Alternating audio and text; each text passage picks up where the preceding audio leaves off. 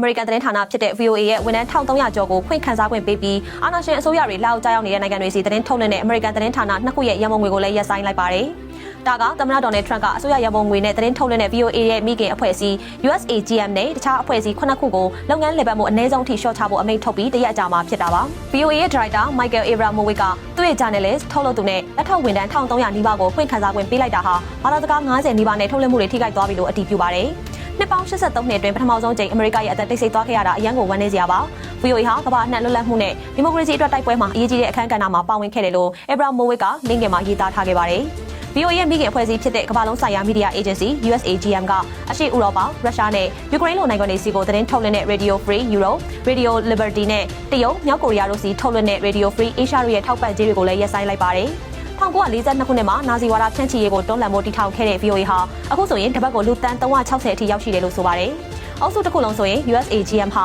2024မှာဝန်ထမ်း3500လောက်ရှိပြီးဘတ်ဂျက်ဒေါ်လာ186တန်းနဲ့လုပ်ငန်းလုပ်ကိုင်နေကြောင်းကွန်ဂရက်ကိုတင်ပြခဲ့တဲ့မကြာသေးခင်ကအစီရင်ခံစာအရသိရပါတယ်ရှင်